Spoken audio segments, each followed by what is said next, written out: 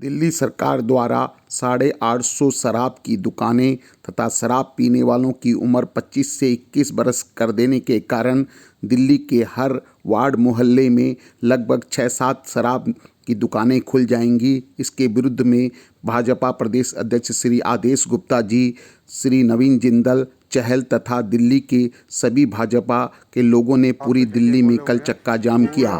नई शराब खुलने से इस तरह की भीड़ रिहायशी इलाकों में देखी जाती है, जिसका बुरा असर लोगों पर पड़ता है। दिल्ली सरकार ने 272 वार्डों को 32 जोनों में बांटकर एक जोन के अंदर 8-9 वार्ड कर दिए और हर वार्ड में वह 6 से 7 दुकानें खोलना चाहती हैं और इन दुकानों को 500 स्क्वायर मीटर में सड़क के दूसरी तरफ मुंह रख के खोलना पड़ेगा और इनको ये भी लाइसेंस होगा कि ये हर घर और हर लोगों को शराब ऑनलाइन भी बेच सकते हैं और डिलीवरी करा सकते हैं।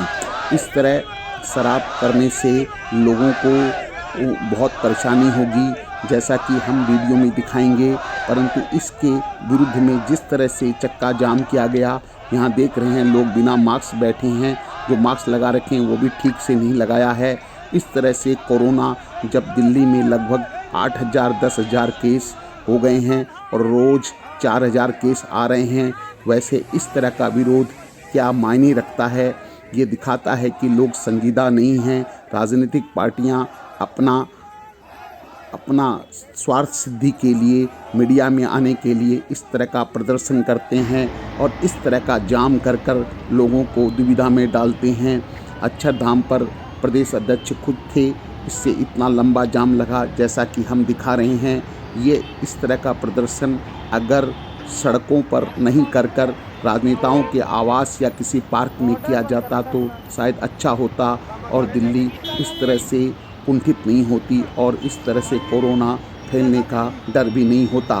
परंतु असली राज ये है कि इन्होंने कहा कि इससे दिल्ली सरकार को घूस के रूप में 500 से 600 करोड़ मिलेगा, जैसा कि आक्षेप पूर्व नेता कुमार विश्वास ने भी एक ट्वीट करके लगाया कि शायद मनीष सिसोदिया के साले साहब को 500 करोड़ रुपया की इसमें कमाई होगी। मगर मनीष सिसोदिया जी ने ये कहा कि यह इसलिए हुआ है क्योंकि ये 3200 करोड़ रुपया की आमदनी अब सरकार को खुद होगी, जबकि पुरानी नीति में लगभग 60% मोहल्लों में जबकि शराब की दुकानें नहीं थी तभी भी अवैध शराब की दुकान चलती थी और उससे बीजेपी के नेता करोड़ों रुपया की कमाई खुद करते थे। अब सरकार के खजाने में ये रुपये आएंगे। दिल्ली में नई शराब नीति के कारण शराब का दाम भी 5 से 8% बढ़ गया है, मगर इससे सरकार को 3200 करोड़ रुपया की शुद्ध लाभ होगी। शराब जबकि बहुत ही खतरनाक है, जहां पर नीतीश कुमार और दूसरे लोग शराब को बंद कर रहे हैं, वहाँ इस तरह से दिल्ली के हर घर में शराब परोसना कितना सही है, ये अपने आप में एक प्रश्न है, क्योंकि इससे शराब खुलेआम मिलनी शुरू हो जाएगी। पहले दिल्ली में 60% सरकारी और 40% प्राइवेट दुकानें थी, मगर गत नवंबर से अब 100% सिर्फ प्राइवेट दुकानें खोली जाएंगी, जिसको कोई भी लाइसेंस लेके खोल सकता है और हर वार्ड में लगभग 7 से 8 दुकानें खुल जाएंगी, जिससे शराब मिलना दिल्ली में बहुत ही अच्छा हो जाएगा। सत्ता में आने के पहले केजरीवाल जी को सुनिए और सिसोदिया जी को सुनिए, गड़बड़ यहाँ पे होती है दारू के ठेकों में, दारू पी के वहां पे गड़बड़ करते हैं। तो ये व्यवस्था की जाएगी कानून के अंदर कि अगर उस इलाके की महिलाएं प्रस्ताव पारित करके सरकार को दें कि ये ठेका बंद करके कहीं और शिफ्ट किया जाए, तो सरकार को वो प्रस्ताव मानना पड़ेगा और उस दारू के ठेके को बंद करके उसको वहां से शिफ्ट करना पड़ेगा। 40% दुकानें जो प्राइवेट हैं उनसे ज्यादा रेवेन्यू आ रहा है बनिस्बत 60% सरकारी दुकानों के मुकाबले।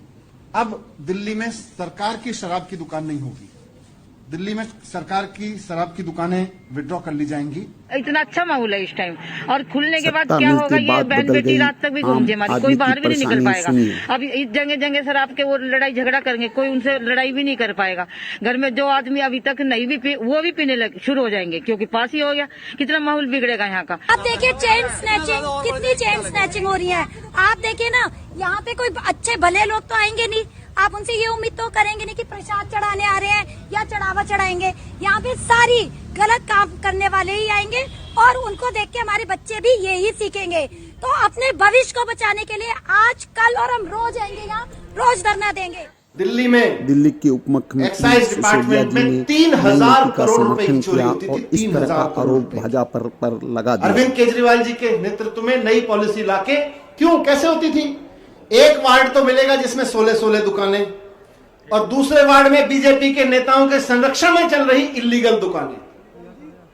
इल्लीगल चलती थी कि नहीं चलती थी? जो भी हर है जगह इस तरह की आज वो बंद हो गई सारी। जनता के आज बीच वो बंद हो गई परोसना सिर्फ तो पैसों की 3000 कमाई करोड़ के रुपए लिए सरकार को आ रहा है। यही 3000 करोड़ रुपए किसी समय नेताओं को और गुंडों को इनके संरक्षण में चल रही इल्लीगल दुकानों के को द्वारा इस तरह का हर कदम मोहल्ले गली मोहल्ले में इन्होंने सराहनीय इल्लीगल है दुकानें और इसकी भर्त्सना कीनी चाहिए। सरकार को चाहिए कि इस नीति के बारे में सोचे और